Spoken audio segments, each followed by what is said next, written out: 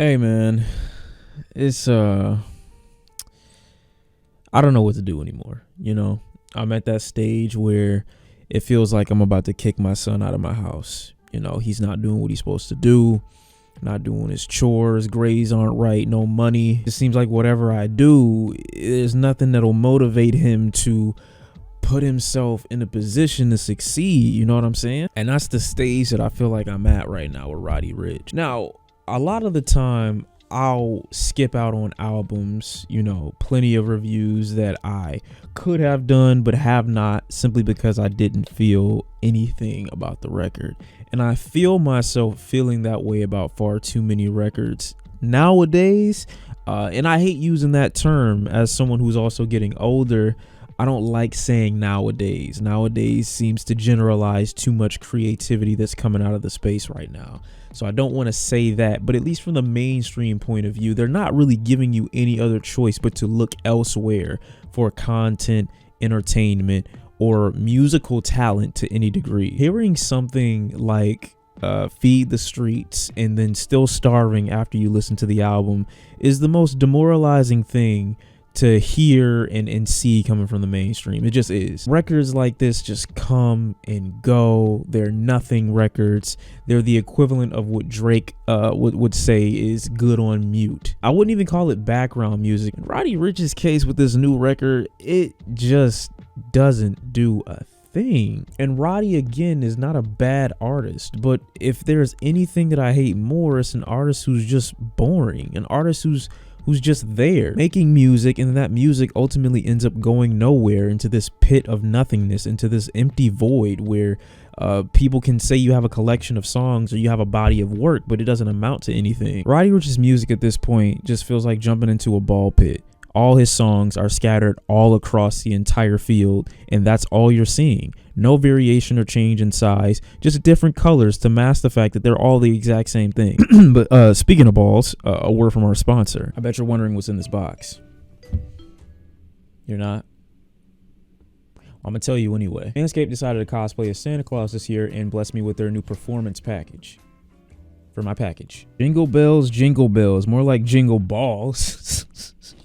You know what I'm saying? Like, cause that's cause first we got the Lawnmower 4.0 waterproof cordless electric trimmer. You may be getting jewelry for Christmas this year, but Manscaped also cares about your jewels, which is why this trimmer is built with skin safe technology, reduces your chance of nicking yourself in the shower or in general. If you thought you were done, be mindful that this holiday season you're going to be close to your family, friends, lovers. It's best to smell as good as possible, as long as possible, which is why this Crop Preserver Ball deodorant and Crop Reviver Ball toner spray are essential. Just apply a reasonably sized amount to the affected area. It smells great. You're still not done yet. I'm sorry, your self-care doesn't end there. Manscaped has also provided an electric ear and nose hair trimmer. Even if you don't think you need this, you do. Built with the same skin safe technology as the Lawnmower 4.0. Every guy needs his balls in the right hands. And with Black Friday and Cyber Monday coming up, it might be your last chance to get something salvageable. They're also offering 2 free gifts, the Shed Travel Bag and the Anti-Chafing Boxer Briefs. Not trying to push, I'm just saying. This is a very small window of opportunity. I'm telling you not to wait for it. You should go to manscaped.com and use my promo code ShawnC to get 20% off plus free international shipping. And don't forget about these extra gifts. Jingle balls, jingle all the way. Now, in Roddy's defense, he does say that this is a record that predates an album that's going to be coming soon. But if this pre-release is anything close to the material that we're going to be getting when the full album comes out, I think you need to push it back a little while. The thing about genuinely horrible music is that it stands out enough to at least either be comedic or so laughably bad that it makes a statement. Same thing can be said about amazing music. It makes a statement. It's so good that it shifts the way you listen to the music or whatnot, however you want to say it. But in regards to Roddy, I feel like he's fallen so deep into that pit of making nothing rap that it's almost concerning. Granted, Roddy doesn't normally have concepts to his music, any kind of thematic ideas that really tie everything together, but the collection of songs that he generally puts into his albums or into his projects are well made enough to a point where he can get by without needing any of that other stuff. And sometimes artists prove me wrong and just kind of go in a different direction.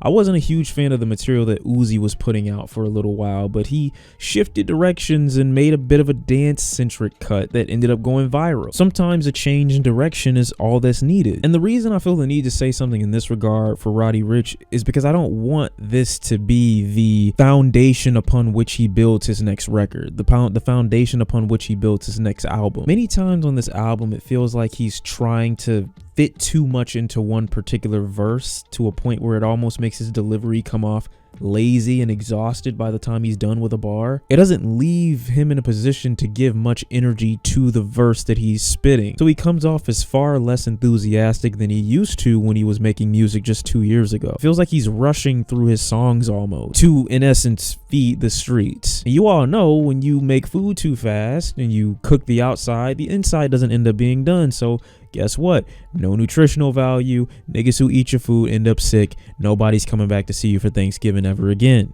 You failed. Tie that into the fact that most of the records are records that I've come to expect from Roddy Ricch, either melodic, smooth records and then these hype tracks that have a heavy 808 in the background, sometimes with a very goofy or obnoxious synth in the background, paired with some very awkward ad-libs, King Size being a good example of this. It truly feels like since he made this record, Live Life Fast, he's been rushing through everything. He's been rabbit fucking his way through his career, his verses, and just not taking enough time to craft a really good song. And this output doesn't just affect the material on his projects, it seems to affect the material on his features as well. Records that you would swear are a cheat code that feature Roddy Ricch and some other great artists like Post Malone, for example, have their growth completely stunted due to Roddy Ricch's lack of effort in his performance. Like, what happened? Did someone clone him? Do we collectively have to start a Roddy Ricch clone rumor to get him back into high gear? Again, my perspective on this might be a little different. I was not one of the people that thought Live Life Fast was complete trash. I actually think Live Life Fast is much better than this new record that he put out, because even Live Life Fast has a couple standouts on it, even if some of those standouts pale in comparison to the standouts on Please Excuse Me for Being Antisocial. But after hearing this new record from Roddy Ricch, I'm left with three big questions. Who exactly are you feeding with content like this?